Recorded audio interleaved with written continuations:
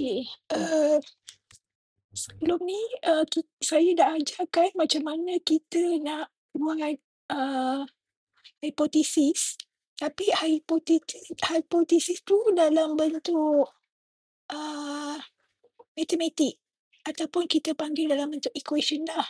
So, saya ulang balik, untuk hipotesis sebenarnya ada 3 bentuk.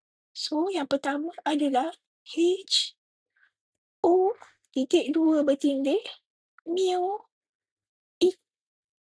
lebih kecil, okey, dengan kat sini ada parameter lah, tengoklah parameter dia apa kan. Kemudian H1 ni dia mesti yang ini, dia mesti lebih kecil, dia sama dengan. Kalau yang ada HO ataupun H0 ni, dia mesti ada sama dengan. So, bila dia yang ini, mu yang untuk alternatif tu mestilah sentiasa berlawanan. Jadi, dia akan jadi lebih besar sama dengan parameter. Okey? Yang kedua pula, H0.2 mu. Okey, kalau kat sini lebih kecil sama dengan, ada juga yang kedua adalah lebih besar sama dengan parameter. Okey, parameter ni tengok kepada soalan. Adakah masa, adakah kuantiti, dan seterusnya. So, kalau HO dia mu lebih besar sama dengan, so alternatif dia sentiasa berlawanan, iaitu mu lebih kecil sama dengan parameter. Right?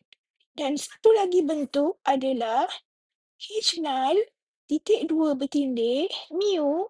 Okey, ini mu. Mu ini adalah sebenarnya mean. Okey, mean yang telah ditentukan. Okey? Mu ataupun purata mean lebih tidak sama dengan kosong. Tidak sama dengan kosong pun, tidak sama dengan parameter. So, dia punya H0, H alternatif dia pun H1 ni adalah dia pun berlawanan. Mu lebih kecil, mu tak sama dengan parameter. Okey, jadi dengan kata lain, ini adalah 3 jenis bentuk hipotesis. Okey, saya ulang balik, ini bentuk yang pertama. Okey, kalau lebih kecil sama dengan, so dia akan jadi lebih besar sama dengan. Okey, dia ni memang sentiasa berlawanan. Okey, kalau yang kedua pula, kalau H0 mu lebih besar sama dengan parameter, yang ni jadi lebih kecil. So, kalau H0 sama dengan parameter, so H1 ataupun alternatif dia berlawanan. Okey. Memang kena sentiasa ingat ini dia memang sama dengan lebih kecil ataupun sama dengan lebih besar, dan ini adalah sama dengan. So, apabila kita dah faham macam mana kita nak bentukkan kita punya hipotesis ni dalam bentuk matematik ni, sekarang kita nak uji. Okey, untuk topik yang ini, video yang ini adalah kita nak uji hipotesis ni. Biasanya apa yang kita uji adalah bahagian yang ini. Okey, HO ni. Okey, HO ni sama ada kita reject ataupun kita not reject. Okey. Bila dia nak reject ataupun not reject ni, sebelum kita nak ada kaedah untuk reject dengan not reject ni, kita kena belajar macam mana dia punya graf dia dulu. Okey. So, dalam hal ni, bila awak dah tahu equation ni, jadi kita nak test, kita akan merujuk kepada HO ni. Okey, adakah HO tu di-reject ataupun tidak di-reject. Okey, itu adalah matlamat utama video pada kali ini. So, sebelum tu saya review balik tentang hipotesis null. Hipotesis null ataupun kita panggil dia HO. HO ni adalah selalu yang berlawanan. Okey, berlawanan dengan apa yang putusan nak kaji. Okey, dia sentiasa berlawanan dengan keputusan nak dikaji. Okey, sebagai contoh katakan kita nak kaji teens better at math than adult. Adakah remaja lebih bagus dalam matematik berbanding dewasa? Jadi, dia sentiasa nak lawan kita punya hipotesis. So, dalam hal ni, kita kata, okay, kita kata no effect. Okay, no effect.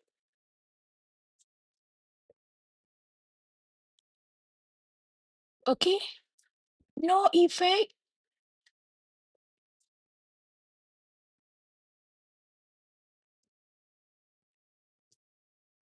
Okay.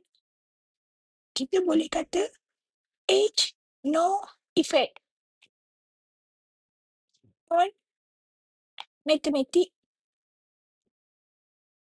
ability. Okay, so kita akan gunakan perkataan no effect. Kita kata tak berkesan pun age tu, ataupun kita boleh cakap sama ada teen tu, sama ada dia teen ataupun adult, dia tak memberi kesan pun kepada keupayaan matematik. Okay, null ni memang sentiasa berlawanan dengan apa yang kita nak cari. So, yang kedua adalah does taking aspirin every day reduce the chance of having a heart attack? So, dia kata kalau kita hari-hari makan aspirin tu boleh mengurangkan heart attack. Jadi, dia sentiasa lawan, dia kata tak ada efek pun. Okay, no effect. Taking aspirin daily not effect heart attack risk. Sama juga. So, dia akan tulis sebagai does not effect. So, kita boleh kata taking aspirin daily sebenarnya does not tak efek pun kepada tak efek pun kepada heart attack. Okey? Dia suka lawan apa yang kita nak kaji. So, yang seterusnya, does teen use cell phone to access the internet more than adults? So, dalam hal ni, dia nak check sama ada adakah penggunaan telefon terhadap internet ni ada kaitan dengan umur, ataupun sama ada lelaki sama ada remaja ataupun dewasa. So, kita boleh tulis sebagai no effect. Okay? So, kita kata ages has no effect on how cell phone are used for internet access. Begitu juga untuk yang seterusnya. Does cat care about the colour of their food? Kucing tak kisah pun apa colour warna dia. So, itu adalah dia punya kenyataan hipotesis. Okay, kalau kita nak kaji, adakah kucing ni warna makanan dia mempengaruhi minat kucing? So, kita boleh tulis no effect. Sentiasa ada no effect. Okay, seterusnya. Does chewing willow bark relieve pain? So, kita boleh kata tak ada beza. Selain daripada penggunaan no effect, kita boleh tulis no difference. Okay, no difference antara orang yang chewing pillow. Okay, orang yang chewing pillow dengan tak chewing willow tu terhadap relief pain tu. Okay, so dia punya, kalau kita lihat dekat sini, HO ni, dia mesti sentiasa no effect ataupun no different. Okay, dia sentiasa cakap tak betul. Okay, dia sentiasa melawan kepada apa yang kita nak cari. So, itu adalah hipotesis null. Okay, yang ni tadi saya dah terangkan. Okay, kalau kita cerita, adakah teen better at math adult? So, ages has no effect. Okay, begitu juga dengan taking aspirin. Taking aspirin daily, not effect.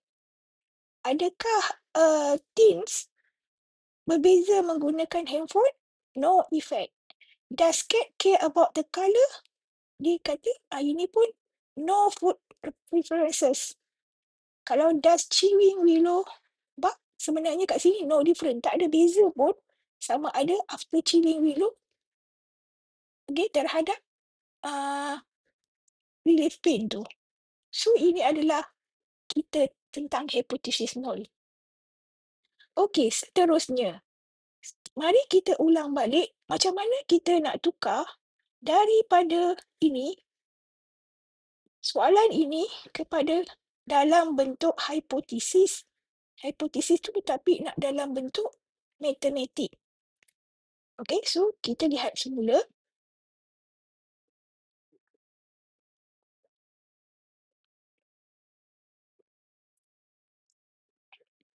Okey, mari kita baca sama-sama.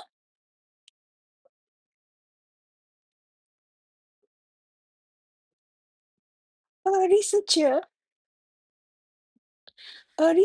think that if diabetic patient, penyakit diabetik, consume a medicine, mengambil ubat mengikut masa yang ditetapkan, the mean blood, mean blood ni adalah mu, mean blood sugar level will decrease, menurun less than 5.2.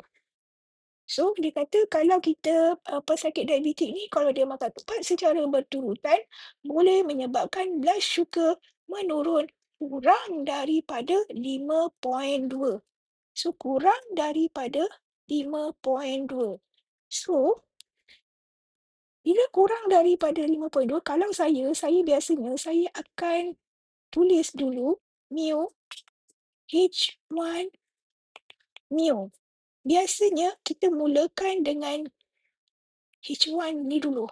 Sebab H1 ni dia akan ikut kepada soalan yang ditentukan. So sekarang mu less than. Less than maksudnya lebih kecil. So kita boleh kata H1 mu lebih kecil daripada 5.2. Sentiasa kita ingat H1 ni dia lebih kecil, lebih besar sama dengan.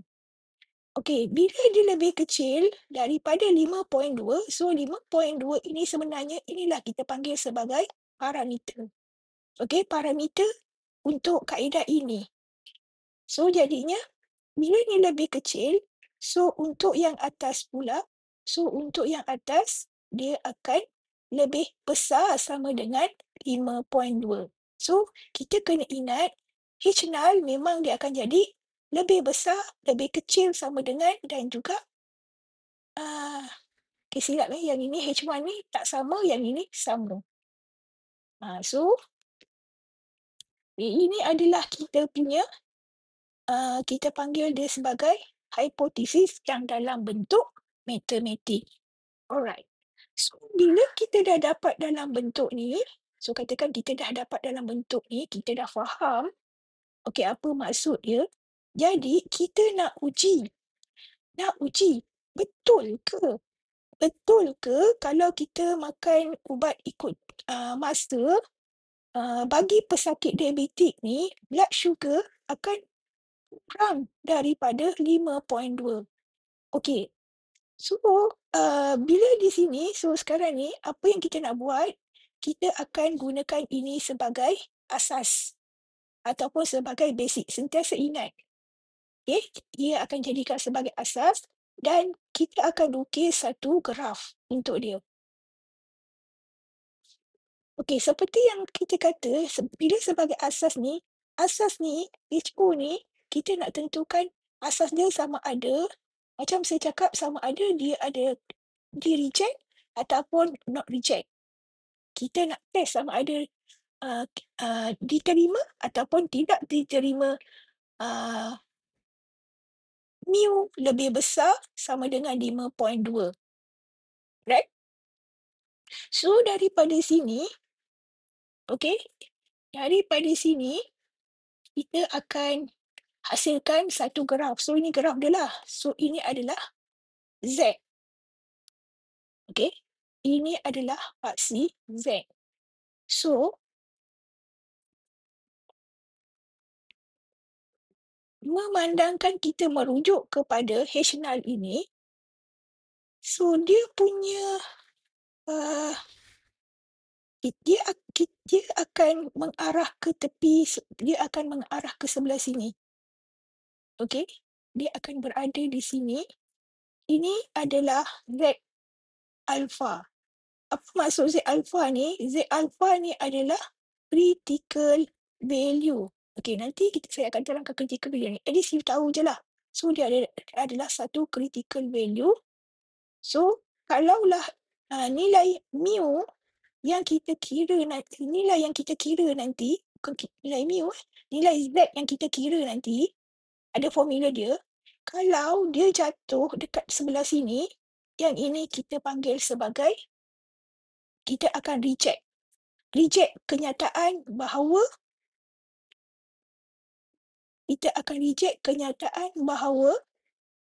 yang ini.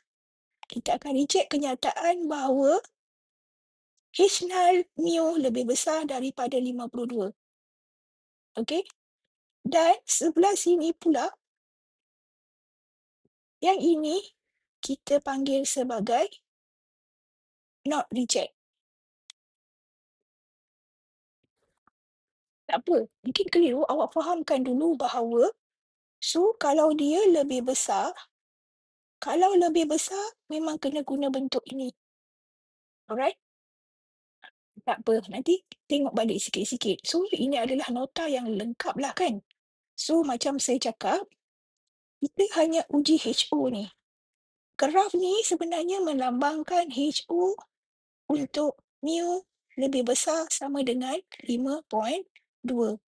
Di mana ini adalah faksi Z dan kita akan dapat satu nilai negatif ZA ni, ini adalah critical value dan graf ini dibahagikan kepada dua keadaan.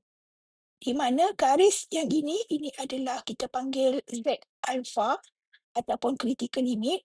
Jika kita test dia jatuh sebelah sini, kita panggil dia sebagai, kita akan reject HO ni. Okey? Okay, kalau dia kata lebih besar daripada 52, tak sebenarnya. Dia lebih kecil daripada 52. Sekiranya dia jatuh sebelah sini, so kita akan pilih not reject. So ini dengan kata lain adalah satu tempat kita nak test nanti sama ada kita nak reject HO ataupun kita not reject HO. Okay? Ingat, yang ini fokus kepada HO. Dia tak ada H1, nanti kita keliru. Dia memang fokus kepada HO. So ini bentuk yang pertama. Kalau bentuk yang kedua pula, mari kita lihat. A sales manager at motor company claim that the mean sales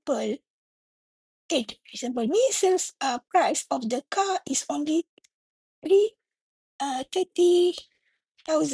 So dia kata syarikat ni, manager syarikat ni kata bahawa purata jualan kereta hanyalah 30,000 sales price. Okay. Jadi consumer want to see adakah sale price ini melebihi exceed ni melebihi 30,000. Okey, bila dia macam saya cakap tadi, ini akan kenyataan yang kita nak cari ni biasanya ini adalah berkaitan dengan H1. So kat sini ada exceed, jadi kita gunakan lebih besar. Okey.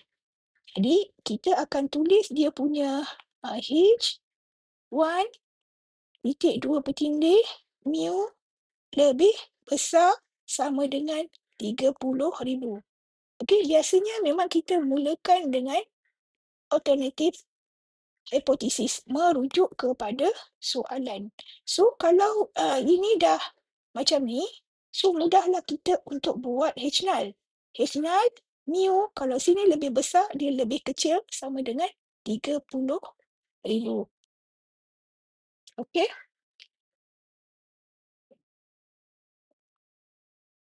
Okey, bila kita dah ada bentuk ni, so kita nak uji kan, macam sama macam tadi, so kita nak uji HO ni, adakah kita reject ataupun kita not reject. Right? Okey. Kenapa pula dia akan jadi macam ni? Graf ni adalah, okay, sekarang keep in your mind that we want to test this one. So, kita akan gunakan satu sama juga bentuk dia. So, bila dia lebih kecil sama dengan, kecil. Bila kecil, dia jadi macam ni. So, ini adalah Z, ini adalah Z alpha. So, bermaksud lebih kecil. So, lebih kecil yang sebelah sini adalah,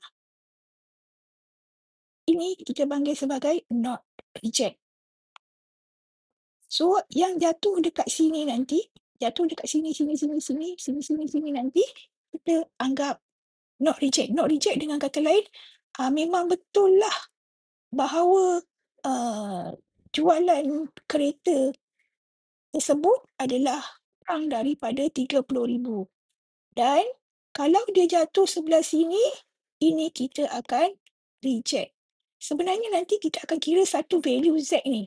Dia akan jatuh sebelah sini ke dia akan jatuh sebelah sini. Baru masa tu sama ada kita akan accept atau kita akan not reject ataupun kita reject.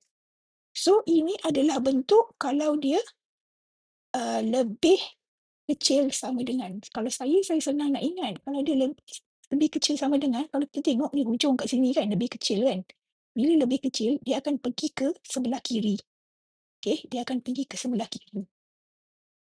Right? So, ini adalah gambar yang lebih kemas lagi.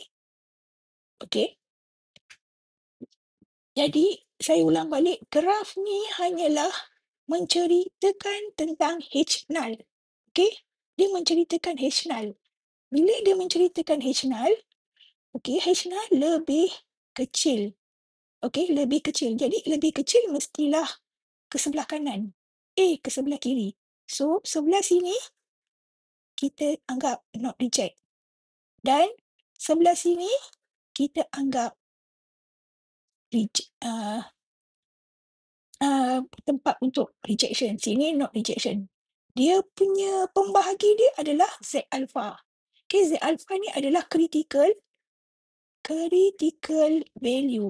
Okay, critical value. Nanti untuk minggu nanti saya akan terangkan macam mana nak kira. Tapi yang penting awak faham kalau dia okay, nanti saya kalau dia bentuk yang macam, kalau untuk lebih kecil sama dengan, so ini adalah graf dia.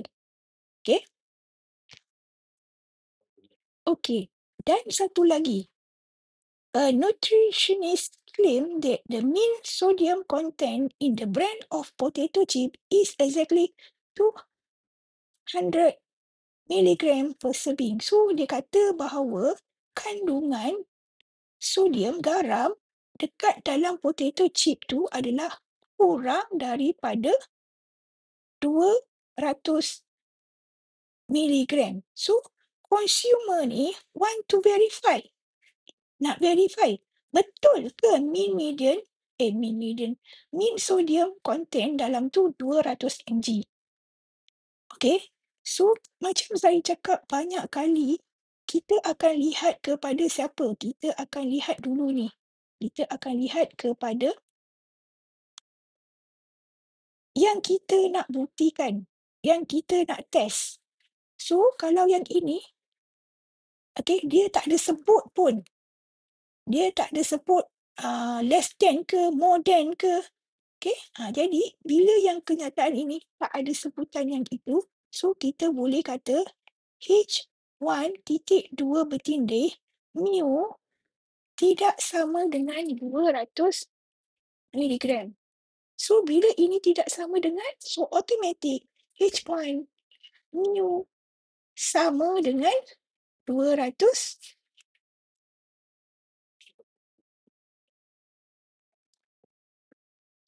sama dengan 200 miligram.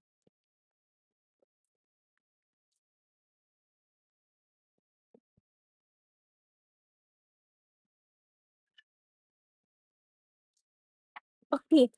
So, dia ada berbeza tau. Kena pastikan dekat ayat yang kita nak test ni biasanya dia tak ada bagi tahu. Cuma dia nak verify betul ke 200 miligram tu. So, dia ada dekat dalam potato bran chip tu. Alright. Untuk yang ini, so untuk yang ini, dia punya graf dia jadi macam ni. Okey. Ini Z. Okey. So, dia akan jadi ada 2 Z alpha dia. Sini Z alpha, sini pun Z alpha. Tapi sini positif, sini negatif. So, yang sebelah sini dan sebelah sini adalah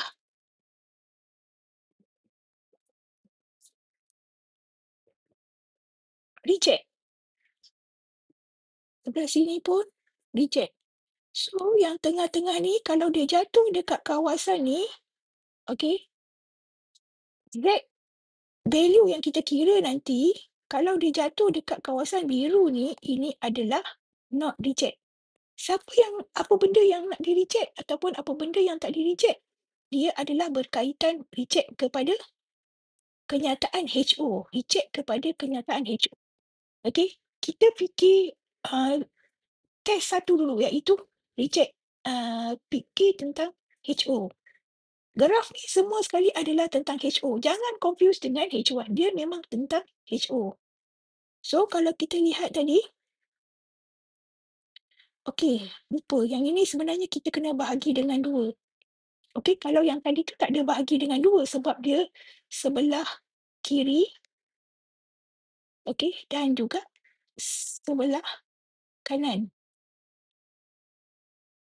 Okey, tapi apabila dia bahagi 2, dia ada 2 Z, bawah dia kena bahagi 2.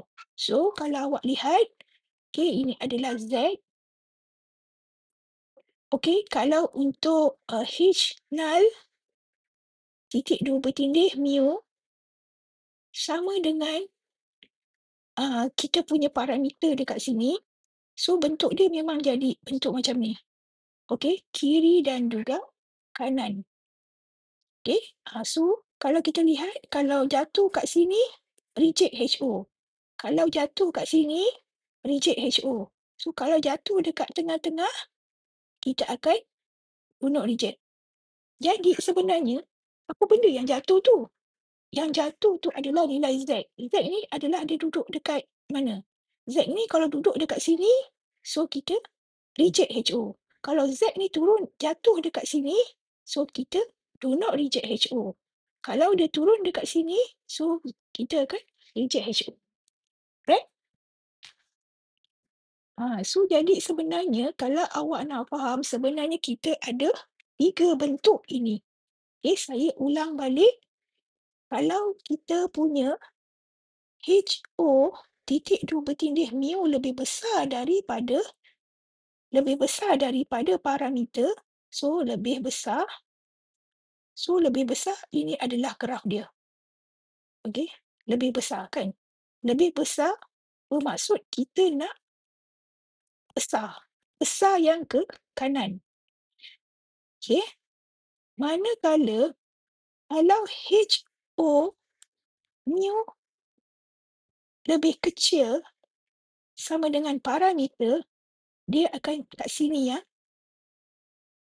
Okey, kita nak kecil. So, bila kecil sebenarnya yang kita nak do not reject adalah yang sebelah kiri. Sebab dia kecil kan.